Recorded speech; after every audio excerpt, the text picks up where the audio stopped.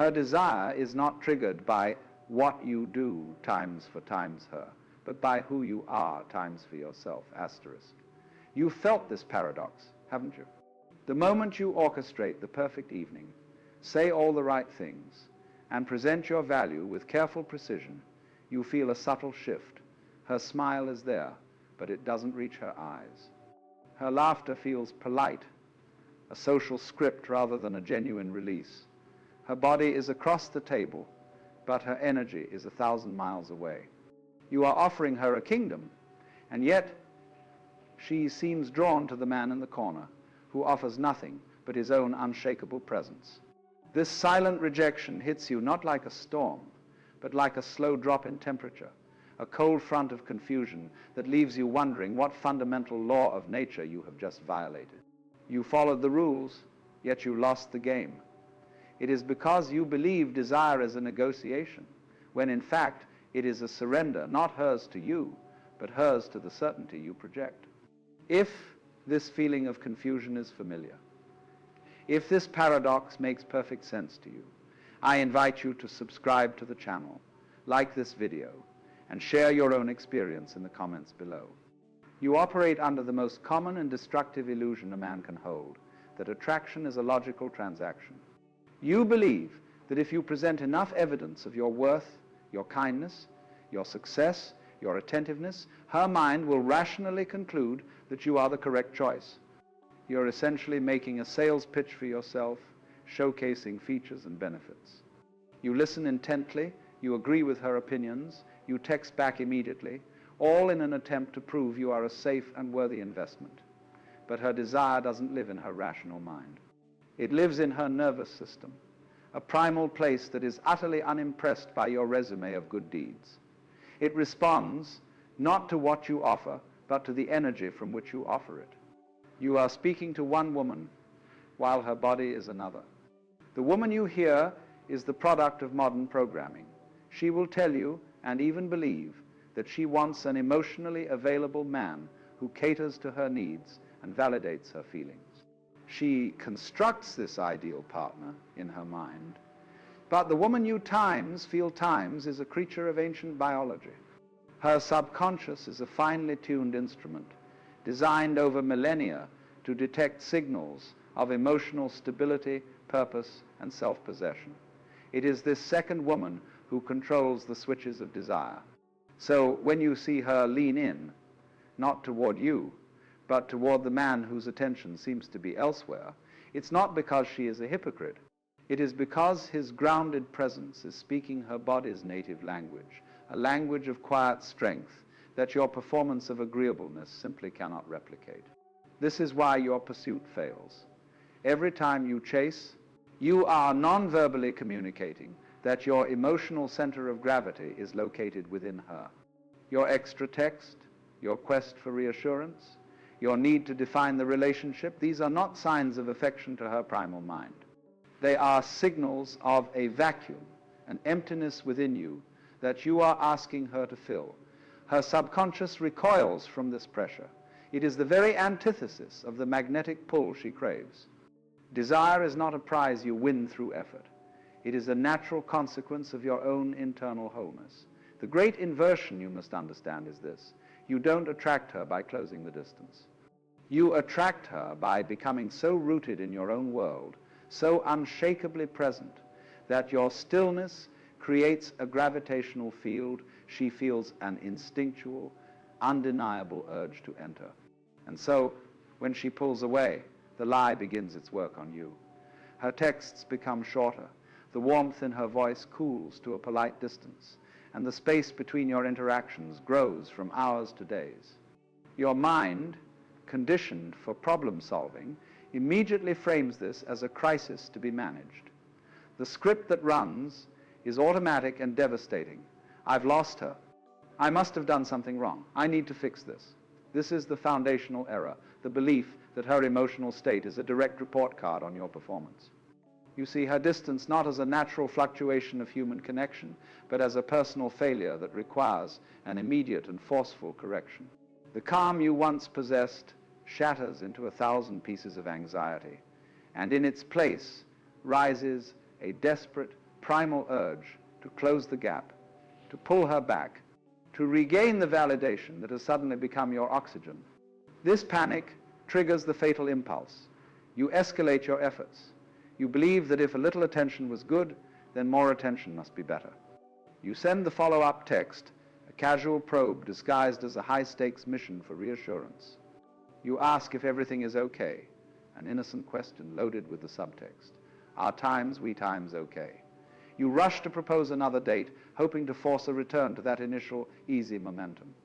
You are operating under the salesman's logic. When the customer hesitates, you sweeten the deal. But you fail to realize that you are not selling a product, you are demonstrating a state of being. Every extra call, every unearned compliment, every premature gesture of affection devalues the very thing she was drawn to, your self-contained presence. You think you are showing her you care, but her nervous system receives a very different message, that your emotional stability is for sale, and you are offering it at a steep discount. This leads you directly into the vicious cycle of seeking reassurance. You become a detective of her moods, analyzing every word, every emoji, every pause for hidden meaning. The space she creates for herself feels like a threat to you, so you try to fill it with conversation. You might even initiate the dreaded "what are we?" Talk, believing that a label will provide the security you crave. But you are not seeking clarity, you are seeking control. You are trying to manage her feelings because you cannot manage your own. This entire process is built on the lie that her attraction is a fragile flame that you must constantly shield and fuel. You have made her emotional state your full-time job, a heavy burden she never asked you to carry. Her intrigue was sparked by your independence. Now, you are asking her to take responsibility for your insecurity. The power dynamic has completely, irrevocably inverted. You fundamentally misinterpret her silence. When the replies stop and the phone remains dark, you hear it as a final verdict, rejection, indifference, the end. But her silence is rarely a statement. More often it is a question. It is a subconscious test, not a malicious or even a conscious one, but a deeply instinctual probe from her ancient biology. Her nervous system is asking the single most important question: is his world still turning without me in the center of it? She is testing the foundations of your reality. Is your sense of self solid, or is it a hollow structure that needs her constant validation to remain standing? Your frantic attempts to break that silence with words, questions, or demands for attention are your answer. You are signaling to her, in the clearest possible terms, that your world does, in fact, stop when she is not there. You don't fail the test because she lost interest. You failed because you proved you could not tolerate her absence. When all else fails, you resort to the myth of the grand gesture. You believe a powerful, undeniable display of effort can breach her walls and shock her system back into attraction. You plan the perfect surprise, buy the thoughtful gift, or compose the heartfelt monologue confessing the depth of your feelings. This is the ultimate expression of the negotiation lie, a final, high-stakes bid to prove your worth. You are trying to create an emotional debt to make a gesture so significant that she feels obligated to reciprocate with affection. But desire suffocates under the weight of obligation. Your grand gesture is not a gift, it is an invoice. It comes with the unspoken expectation of a return on your emotional investment, and she feels that transactional pressure instantly. It creates a moment of politeness, perhaps even gratitude, but it extinguishes the last embers of genuine, untamed intrigue. Finally, when the grand gesture is met with polite distance, your frame collapses completely. The anxiety and desperation curdle into a quiet resentment. This is when you might withdraw into passive aggression or send that one last text laced with disappointment, subtly blaming her for the outcome. "I guess you just weren't interested," you might say, a statement designed to elicit guilt or a final defense from her. This is the last act of a man who has given his power away completely. By trying to make her responsible for your feelings of rejection, you are making one final, desperate admission that she was in control of your emotional state all along. The lie that you had to times, do more times to win her, has led you down a path where every action, born of fear, was the wrong one. You didn't lose her because you stopped being the nice guy. You lost her the moment you stopped being a man who was whole without her. The truth you have been missing is that her withdrawal is not a verdict on your worth, but a reflex of her own nervous system. It is a biological response, not a personal one. When she pulls away, it's not because you did something wrong, but because she felt something weak. You have been operating as if her desire is a conscious decision, a choice she makes based on a checklist of your good qualities. But her desire is not born in her mind. It is born in her body, in a deep and ancient part of her that is constantly scanning for one thing: emotional certainty. Her distance is not a rejection of you. It is her subconscious recoiling from the absence of your own solid center. She is not running from you.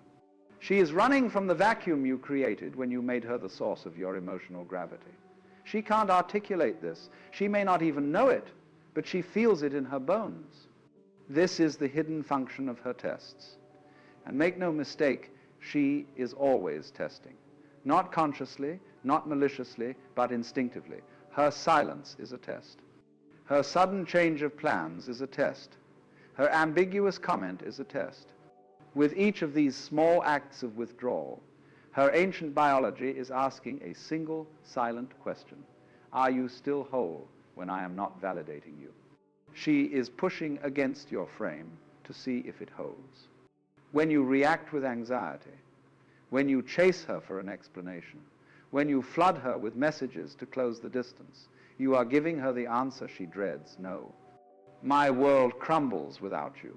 You fail the test not because she is cruel, but because you prove her deepest fear to be true, that your stability is conditional, dependent entirely on her presence and approval.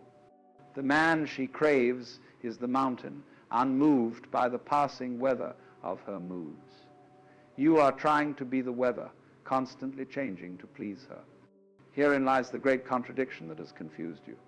She tells you she wants an open, emotionally available man who shares all his feelings. Her friends tell her the same thing. Her conscious, modern mind genuinely believes this is the ideal. But her body, the vessel of her primal instincts, responds to something else entirely.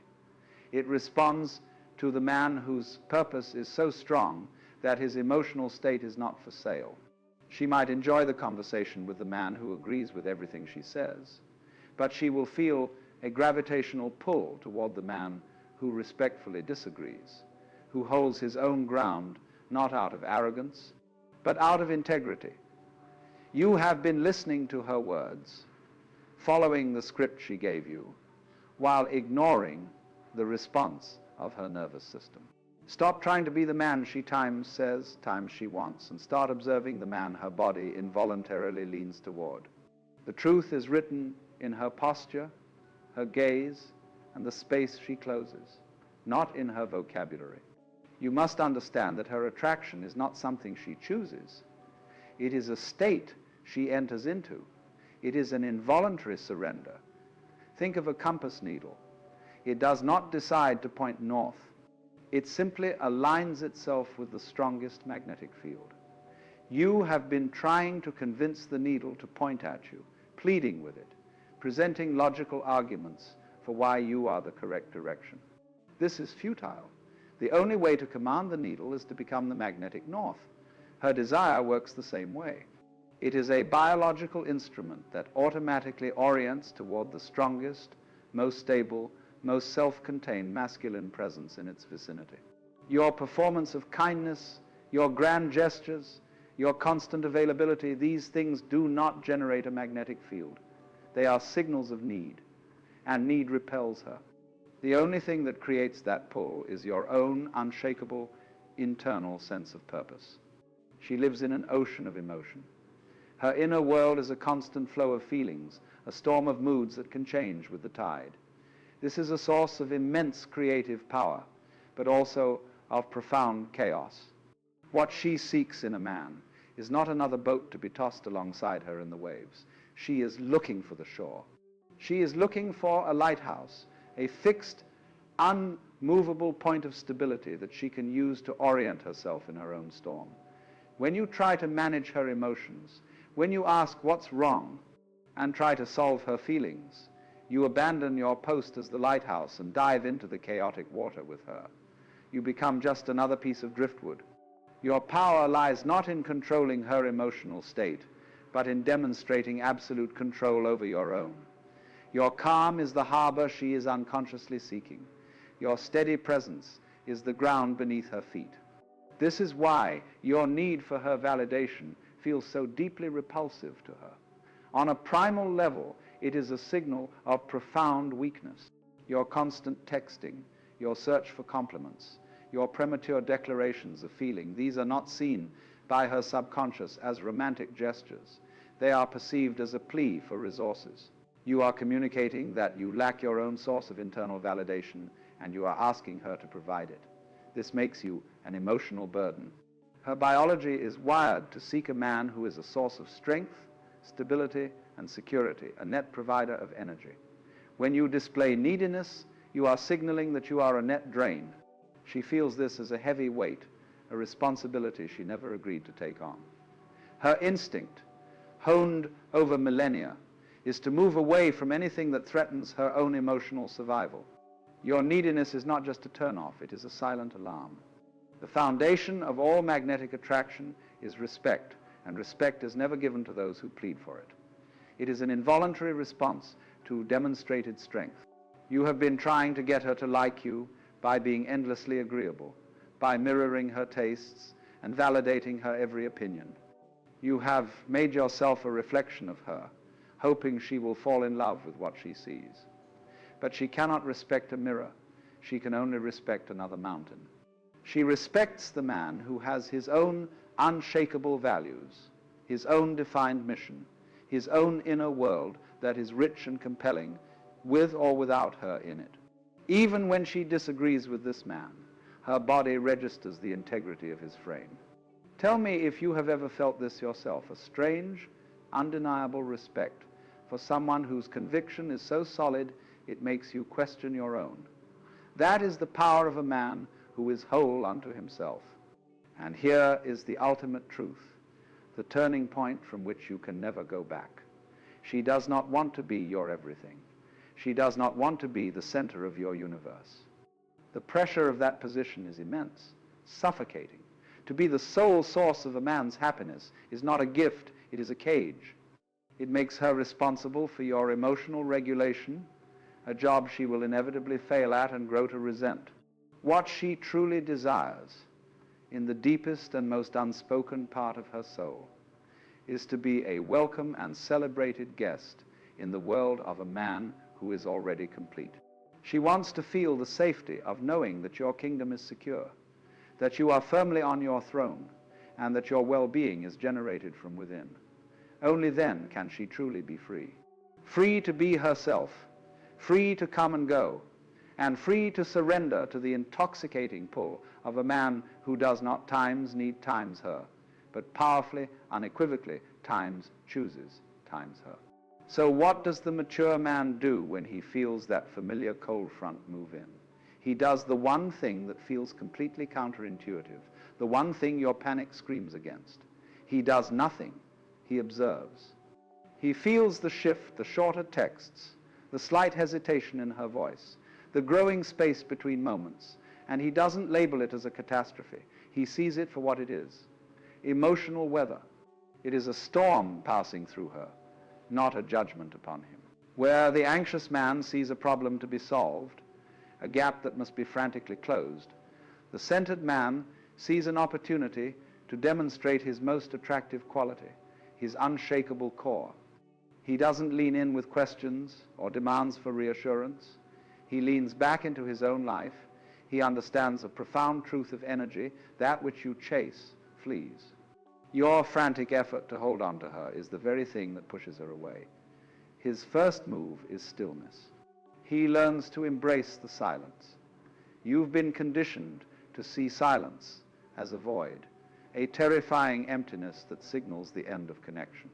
You rush to fill it with words, with noise, with anything to prove you are still there. But the man who understands her nature knows that silence is not an absence, it is a presence. It is a space where her nervous system can finally breathe, free from the pressure of your expectations. Her silence is a subconscious question, and your frantic texting is the wrong answer. The centered man lets the silence hang in the air, comfortable in its weight.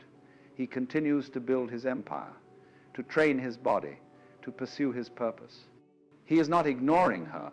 He is demonstrating in the most powerful way possible that his emotional well-being is generated internally. He is the sun, not the planet begging for warmth. This quiet, self-sufficient presence is a magnetic force she cannot intellectually dismiss. This leads him to a state of warm detachment. This is not the cold indifference of a man who plays games, but the calm assurance of a man who knows his own worth. He desires her, but he does not need times her. Feel the difference in those two energies.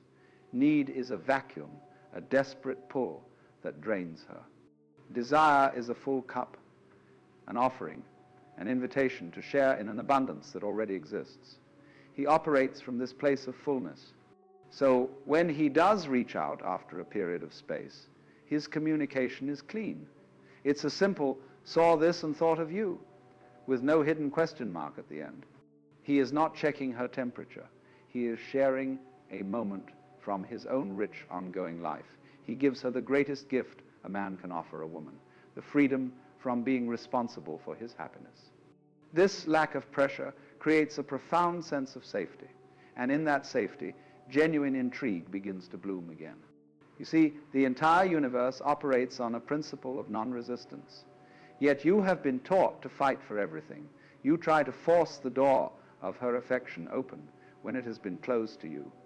But you don't make a plant grow by pulling on its stem. You provide the right conditions, the soil, the water, the light, and you allow it to grow on its own. The centered man understands this. He sees her withdrawal not as a wall to be broken down, but as a signal that the conditions are not right. So instead of fighting her emotional state, he turns his attention to the only thing he can truly control, his own. He accepts the reality of her distance without judgment. This acceptance is not passive surrender. It is the highest form of power. It is the wisdom of knowing that you cannot control the river, but you can become a rock so solid that the river must flow around you.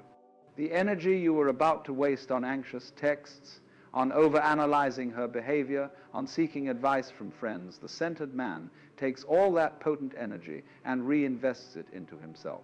He channels that emotional fuel into his mission. He uses the space she has created to deepen his focus on his work, to push himself harder in the gym, to connect with the men in his life who hold him to a higher standard. He is not doing this as a performance to win her back. He is doing it because this is his default state. His purpose is his anchor in the storm of life, and her presence or absence doesn't change his direction. Her subconscious mind, which is a master at detecting a man's true center of gravity, feels this shift immediately. She feels his energy move from her and back to his own core, and a primal, irresistible question arises in her mind. What is so important in his world that he is not focused on me?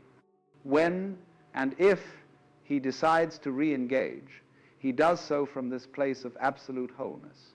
He doesn't return to the conversation where it left off, in that place of tension and distance. He starts a new one entirely. He resets the frame. His text might be a playful invitation or a confident statement about something exciting he is doing. There is no hint of need, no question about where they stand, no reference to the silence. He simply re-emerges as the man she was first drawn to, the man whose world is interesting, whose presence is calm, and whose happiness is not contingent on her approval. He has not only passed her subconscious test, he has used it as an opportunity to build more respect and attraction. He did not win by playing her game of withdrawal and pursuit. He won by refusing to play at all. He simply continued to be the mountain, and she, the traveler, found her way back, drawn by its unshakable presence. So the next time you feel that pull of panic, that desperate urge to fix the distance she is creating, I want you to pause, take a breath. Remember that her withdrawal is not about you. It is a biological reflex, a test of your emotional foundation. The most powerful response is no response at all. Let her feel your absence. Let her wonder why you are not chasing. In that space you create, she will be confronted not with your neediness, but with her own desire. She will have to ask herself if she is ready to enter the world of a man who is whole without her. You don't attract her by proving how much you want her. You attract her by demonstrating how little you need her. This is the great paradox of desire. It flows not toward the man who begs for it, but toward the man whose presence is so complete that he has no room for begging. Comment what you now see in her that you couldn't before. And so you arrive at the final turning point, the great and silent reversal of perspective. You came here seeking the keys to her mind, a map to the unpredictable territory of her desire. But the journey was never about her at all. It was always about you. Her behavior, her distance, her silence, her tests was never a verdict on your worth, but a perfect, unflinching mirror reflecting the state of your own inner world. When you were empty, she reflected that emptiness back at you with absence. When you were anxious, she reflected that chaos back at you with unpredictability. The entire dynamic you perceived as a game of pursuit and rejection was nothing more than a conversation between your own internal state and her biological response to it. The moment you stop trying to decode her and start the work of building yourself is the moment you take back your power, not from her, but from your own need for her approval. The true prize was never her affection. It was your own sovereignty. We can now return to the paradox from the beginning, but see it through new eyes. She pulls away not because she feels nothing, but because she feels too much. You once heard this as a riddle about her mysterious emotions, but now you understand. She pulls away because she feels too much of your times need asterisk. She feels the weight of your uncentered world, the subtle pressure of your expectation, the unspoken plea for her to be the source of your emotional stability. It is an overwhelming sensation, a drowning feeling that her nervous system instinctively flees. The man who is a mountain, however, inspires a different kind of too much. Too much safety, too much certainty, too much calm. His presence is an anchor, not a storm. So her withdrawal was never a sign of her coldness, but a biological act of self-preservation.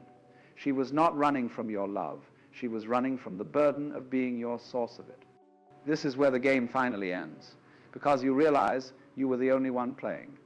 You were taught that desire is a prize to be won, a butterfly to be chased and caught in a net of effort and performance. But the harder you grasp for it, the more it slips through your fingers. The profound truth is that you attract the butterfly, not by chasing it, but by becoming the garden. You must cultivate a world so rich, so compelling, and so complete in its own right that she feels an undeniable pull to enter it. Your mission, your purpose, your physical and mental discipline, this is the soil, the water, and the light. You stop measuring your progress by her replies and start measuring it by your own integrity. When you are truly rooted in your own existence, her presence becomes a beautiful addition, not a desperate requirement. And in that state of non-need, a magnetic field is born. Therefore, the ultimate power is not found in understanding her, but in demonstrating absolute mastery over yourself. She does not want your carefully crafted explanations or your grand gestures of affection. She wants to feel your unshakable stability. She wants the quiet confidence of a man whose world keeps turning, with or without her applause. So the next time you feel that cold front of her distance, see it not as a crisis to be managed, but as a sacred invitation to return to your own center. Your work is not to close the gap between you and her, but to close the gap between the man you are and the man you are capable of becoming. When you achieve this internal alignment, the entire dynamic of chase and retreat dissolves.